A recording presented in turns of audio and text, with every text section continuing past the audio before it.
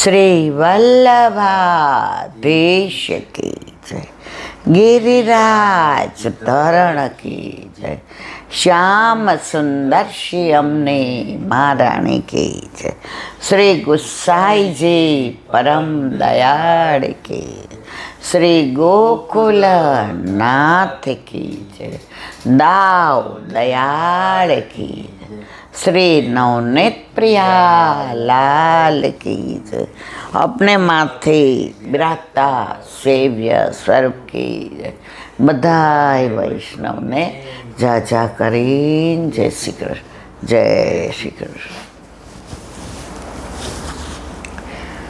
ઉનાળાના દિવસો, ગ્રીષ્મ ઋતુ, આ વખતે અધિક માસ પણ ઉનાળામાં જ આવ્યો છે. પણ પ્રભુને ઘેર તો બધી ઋતુ અને બધો આનંદ જ છે. ઋતુ પ્રભુને વશ છે, પ્રભુને ઋતુ વશ. આપણે ગરમીમાં કઢાઈ જઈએ, પણ બધી ઋતુ તો હાથ જોડીને ઊભી જ છે કે પ્રભુના તત્સુખનો વિચાર. એટલે કાળ પ્રભુના આધીન છે, પ્રભુ કાળને આધીન નથી. ચોઘડિયા પ્રભુના આધીન છે, પ્રભુ ચોઘડિયાના આધીન નથી. નક્ષત્ર જુઓ, સમય જુઓ, બધું પ્રભુના આધીન છે. એક વૈષ્ણવે નવું ઘર લીધું તો એને મંદિર સિદ્ધ કરાવવાનું હતું. તો હવે જ્યાં થતું હતું સિદ્ધ, તો એ ત્યાં દક્ષિણ દિશા હતી. તો એના જેઠ હતા એ મર્યાદા માર્ગી હતા, એટલે એ શાસ્ત્રીજીને લઈને આવ્યા. અત્યારે વાસ્તુશાસ્ત્રનું બહુ છે, આપણા વખતમાં તો આ બધું કાંઈ હતું જ નહીં. આપણે તો બધી દિશા બનાવનાર ઠાકોરજી, અને આપણા ઘરે આપણા માથે બિરાજે છે. એટલે આવો બધો વિચાર પણ ના આવે. એટલે ઓલા શાસ્ત્રીજીને કે જોયું મારા ભાઈનું ઘર, એ કે ભલે આપણે ગામડામાં રહીએ, મારા ભાઈએ જો શહેરમાં કેવું લીધું. એટલે પછી બધું જોયું, એટલે ના મકાન તો બરાબર સરસ, પણ એ કે આ જે મંદિર છે એની દિશા ખોટે છે. એ કે આ દક્ષિણ દિશામાં છે, પૂર્વ દિશામાં હોવું જોઈએ. આ ઓશોમનું બારણું છે એ સૂર્યની સામે છે, એ તમારે આમ ન રખાય, આમ રાખવું જોઈએ. એટલે હવે મકાન તો એટલું સરસ તૈયાર થઈ ગયું હતું ને 2-4 દિવસમાં વાસ્તુ કરવાનું હતું. એટલે મોટા ભાઈને વહેલા બોલાવ્યા હતા કે બાપુજી ભેગા રહીએ છે અહીંયા, તમે ખેતીની બધું કરો ને ગામડે, અને 2 ભાઈઓને સંપ બહુ, એટલે તમે ને મારા ભાભી વહેલા આવી જાઓ. ભત્રીજો ને ભત્રીજી ને બધા મુંબઈ ને ચેન્નઈથી ને 2 દી પહેલાં આવશે, પણ તમે આવી જાઓ વહેલા. એટલે ભાઈ હતો ને એને એમ થયું હા હવે. એટલે ઓલા મિસ્ત્રી કામ કરતા હતા, એ કે આ મંદિર કેટલા દિવસમાં તૈયાર થાય? એ કે બસ હવે કહ્યું કાલ તો તૈયાર, કારણ કે પરમ દિવસે તો અમને ભગવાનના અંદર પધરાવવાના છીએ. એને કાંઈ ઠાકોરજી બોલતા ન આવડે.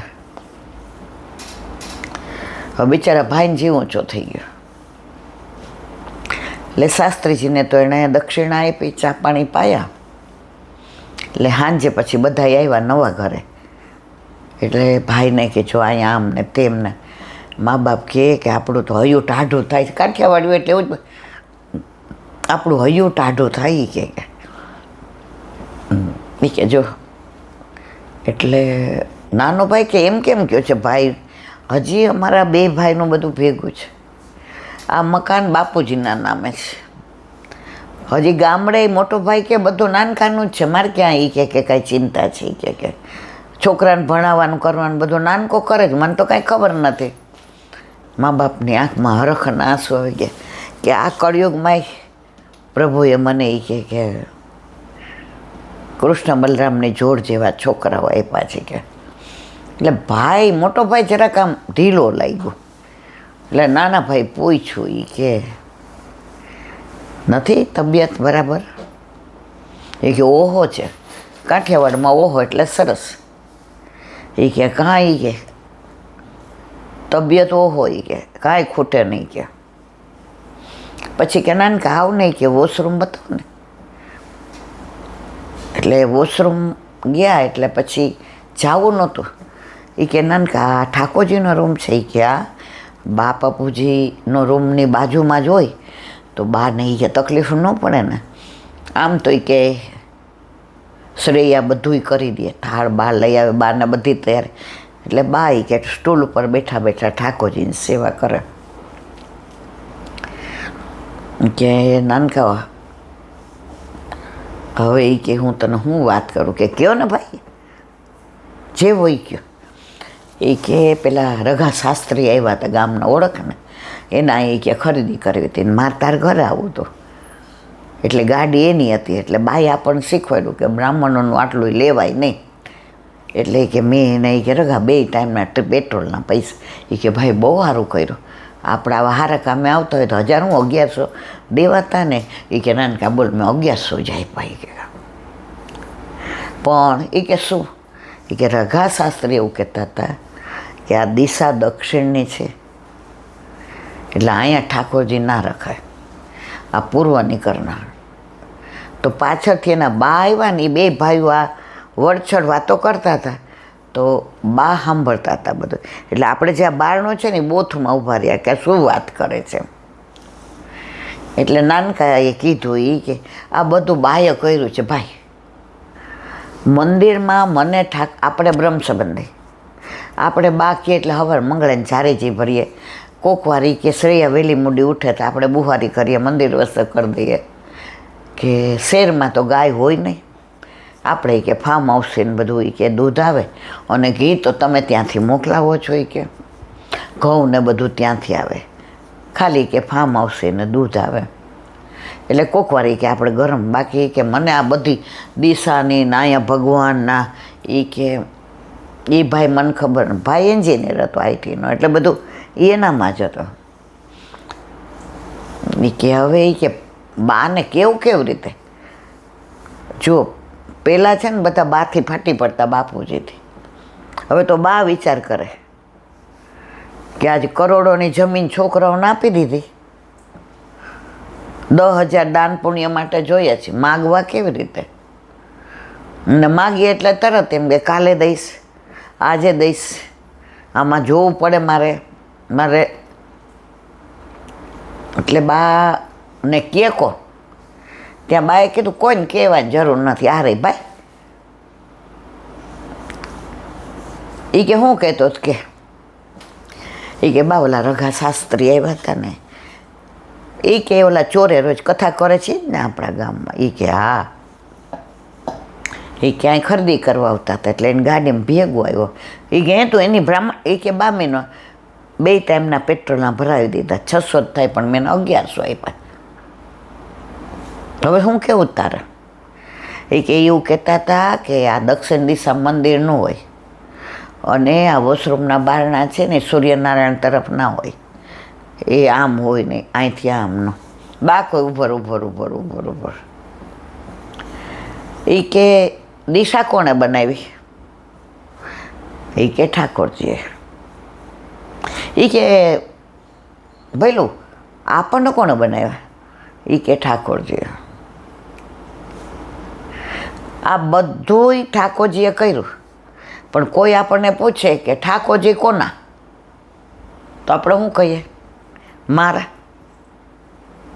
અમારાય ન કહીએ. અત્યારે મને કોઈ પૂછે કે આ ઠાકોરજી કોના માથે બિરાજે, મારી માથે.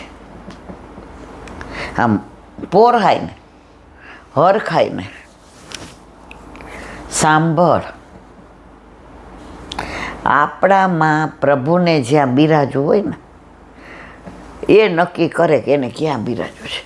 જો આ જગ્યા, આ ખૂણો, અહીંયા પેલું વોશ બેસિન છે, અહીંયા નળ છે, અહીંયા ઠાકોરજીની તિબારી છે, અહીંયા પણ બા દક્ષિણ દિશામાં છે. એ કે ભાઈ તું નિધિના મંદિરોમાં જોયા, તિબારી હિંડોળા ને એ બધું દક્ષિણ દિશામાં જ હોય. એ કે લૌકિકમાં દક્ષિણ દિશાનું શું છે મને નથી ખબર, પણ અલૌકિકમાં ઠાકોરજીને દક્ષિણ દિશા બહુ ગમે. ગોકુળ વૃંદાવનથી નહીં કે બરસાના કઈ દિશામાં આવ્યું, એટલે કે દક્ષિણમાં. તો ઠાકોરજીનું તન મન ધન ચિત્ત શેમાં હોય? એ કે બરસાનામાં. તો બરસાના ક્યાં આવ્યું? એ કે દક્ષિણમાં. તો ઠાકોરજીને કઈ દિશા વાલી? એ કે દક્ષિણ. તો આ મંદિર કઈ દિશામાં છે? એ કે દક્ષિણ. તો કે રઘાશાસ્ત્રી તને શું કહેતા હતા કે આ દિશામાં ન હોય? એ કે ભાઈ ચોરે જે કથા કરતા હોય ને એ બધા એની રીતે સાચા હોય. જો કોઈ ખોટું નથી, કોઈ ધર્મ પણ ખોટો નથી. આપણે આપણી લીટી મોટી કરવા માટે બીજાની નાની ન કરાય, પરંતુ આજે મારે 2 દીકરા હોય તો મને આ 2 જ વાલા લાગે. આપણા ગામમાં ઓલી બેન નવી સરપંચ ચૂંટાઈને આવી, એનો દીકરો ગમે એવો દેખાવડો ને રૂપાળો ને ભણેલો ને હોશિયાર ને પૈસાવાળો હોય, તો મેં માખણ કાઢ્યું હોય એ તમને બેયને દેવું કે એ કે અમને જ હોય ને. ભલે ઠાકોરજીને વાલા કોણ? આપણે. અને આપણને વાલું કોણ? ઠાકોરજી. તો ઠાકોરજીને કઈ દિશા વાલી? એ કે દક્ષિણ. એ કે બધી દિશા કોણે બનાવી? એ કે ઠાકોરજી. એ કે ઠાકોરજી કોના? તો કે આપણે. એ કે બા સમજાઈ ગયું, તું તો મને ગોઠ ચડાવી દઈશ કે. એ કે ના, આજે તે નાનકાન કીધું, કાલ સવારે તું વહવારું ને કે. અને સ્ત્રીઓ છે ને આવા બધામાં બહુ માને, અંધશ્રદ્ધામાં. આ દેશમાં શ્રદ્ધા બહુ સારી છે, પણ અંધશ્રદ્ધા ડૂબાડે છે. શ્રદ્ધા તારે અને અંધશ્રદ્ધા મારે. કાલે સવારે તો આ 2 વવારોને કે એટલે ગામમાં કૂચ થાય જ. એટલે આ વાત તને સમજાવી દીધી તો આ દિશા એ કહે કે પેલું બરાબર છે કે નહીં? એ કે બા બિલકુલ બરાબર. નાનકો કે બા મેં તો એમ જ કીધું હતું. એ કે હું સાંભળ, તે એમ કીધું. આ બધો બાનો વિષય છે, તને બા ઉપર વિશ્વાસ છે. પણ હમણાં 2 વર્ષથી અહીંયા રહીએ છીએ ને, ઓલું ભૈલું એકલો રહીએ ને એટલે આજુબાજુમાં ભળી ગયો લાગે છે. ચોરે જાસ? એ કે ના, એમ જાતો નથી, પણ બા 11 જો દુસંગની અસર થયા વિના રહીને, એ કે રાત્રે વાંચો છો 84-252 શિક્ષાપત્રને ભાગવત? એ કે બા આમ તો વાંચીએ, પણ કોકવાર એ કે પોંકનો સમય હોય ને આપણા ખેતરે બધા આવ્યા હોય ને, કોકવાર એ કે માંડવીના ઓળાનું હોય ને આપણે બીજાને, તો બા પછી મોડા. જો હું ત્યાં હતી ત્યાં સુધી આપણે ખેતરે ઓળા પાડવાના હોય તો પુસ્તક ક્યાં લઈ જતા હતા? ખેતરે. એ ધરતી પુષ્ટ થતી હતી, એ કૂવો પુષ્ટ થતો હતો, એ વૃક્ષોને વેલીઓ પુષ્ટ થતા હતા. અને આપણે ઓળા પહેલાં પાડતા હતા તો કોને ધરાવતા હતા? ઠાકોરજીને. હવે અહીંયા 2-3 વર્ષથી રહીએ એટલે તું ઓળા બીજાના ખેતરે ખાવા જા અને બીજાને પાછા અહીંયા ખવડાવવા પોંક. જો સંબંધ બધા જોડે રાખવાનો, પણ પ્રભુને સાથે રાખેલ. આજે તને દિશાનો વેમ કેવો 1.5 કલાકથી કેવા બધાને તે હળીએ ચડાવી દીધા. પણ નાનકો તો દ્રઢ હતો, એને મેં સાંભળ્યું કે તે જેવું કીધું ને કે નાનકા, હા એ કે આ દક્ષિણ દિશામાં ન હોય ઠાકોરજીનું, આ બાથરૂમના બાયણા બદલાવવા પડશે, એની બહાર કામ કરવી પડશે. એ કે આખો બંગલો 5 કરોડનો હવે તોડી ના કરવાનું. આવું તમારું? આપણા ઘરે ઠાકોરજી બિરાજતા હોય ને, એ બધું એણે નક્કી કર્યું કે ક્યાં મારે બિરાજવું. આજે આ 3 માળ, તો અમારો ને ઠાકોરજીનો રૂમ નીચે, બરાબર. તો નાનકો લઈ આવ્યો ત્યારે જ મને પૂછ્યું કે બા લિફ્ટ તો આપણે કરાવીએ છીએ, કારણ કે કાલ સવારે નાનો મોટો પ્રસંગ હોય, સાજા માંદા હોય, તો તમે દાદરો તમે મારા બાપુજી ન ચડી શકો. લિફ્ટ હોય તો તમે ઉપર આવી શકો. હવે ઉનાળો છે ને બહાર ધાબે બેઠા હોઈએ, અથવા તો તમારે હિંડોળો હોય ને ઠાકોરજીને ત્યાં હિંડોળે ઝૂલાવવા હોય, તો તમે હાલી ન આવી શકો. એટલે આપણે લિફ્ટ તો છે જ બા, પણ તમારે ને તો મેં કીધું આ મારા ઠાકોરજીનો રૂમ, અને તું જો વચ્ચે બહાણું કર્યું છે ને અમારા રૂમમાં, કે મને ઓલા બહારના બારણેથી જાઉં તો કોક આવ્યું હોય ને તો હાથમાં થાળે જોઈ જાય કે હું અંદર બુહારી કરતી હોય કે મંદર. હાય બા તમે કરો જ, કામવાળા નથી. એટલે જો આ નાનકાએ બધું મોટા પગે લાગ્યું. બા તમારી વાત સાચી છે. એ રઘા શાસ્ત્રીને હું જ લઈ આવ્યો હતો, અને મારા પેટમાં જ પાપ હતું બા, કે મારા ભાઈ આવો સરસ બંગલો કરાવ્યો છે. તો રઘા શાસ્ત્રીને કહું કે આ બધું બરાબર? એ કે બા આપણે વાસ્તુ નહીં કરવાનું. કે આપણે વાસ્તુ કરવાનું ને બટા, આપણે બધા વૈષ્ણવ આવશે, અને અહીંયા યમનાષ્ટક, સર્વોત્તમ, નવરત્ન અને બધા યોગાસો, હિચ ને મેચ ને રાસ ને મુઠ્ઠી મગનો મનોરથ, ગુરુદેવ ને વહુજી ને બાળકો સહિત પદાર્થ તપેલી, અને પાછળ બધાય આ આપણું વાસ્તુ. બા 2-3 વર્ષ તમારાથી દૂર રહ્યા ને, એટલે ગામમાં વૈષ્ણવ 2-3 જ, બાકી બધા અમે ચોરાવાળા. એટલે કે અમે કેમ બોલ્યો તાર બ્રહ્મ સંબંધ નથી? એ કે નાનકો કેટલા વર્ષ ત્યાં રહ્યા છે, અમે તો હમણાં આવ્યા. આટલા બધા ન્યારે એને જવાનું, આવી મિટિંગો, કોઈક વાર ચાઇના જાય ને કોઈક વાર જાપાન, એનામાં એ કે આવું આવ્યું, એને દુસંગ લાગ્યો. બેટા હંમેશા સંગમાંથી દુસંગ ક્યારે લાગી જાય ને ખબર ન પડે. હવે તારા મનમાં કોઈ સંશય છે? એ કે બા હવે કાં તમે ગામડે આવી જાઓ ને કાં હું અહીં આવી જાઉં. એટલે નાનકો કે ઉપર 3 માળ એટલે જ કરાવે ભાઈ, લિફ્ટ છે ઉપર, બીજો માળ તમારે જોઈએ તો બીજો, ને ત્રીજો જોઈએ તો ત્રીજો. આ ઘર બાપુજી નામે છે ને છે ઠાકોરજીનું. એ કે નાનકા મને શેરમાં ન ફાવે, મને ને તાર ભાભીને અમારું ગામડું ને આપણું ખેતર ને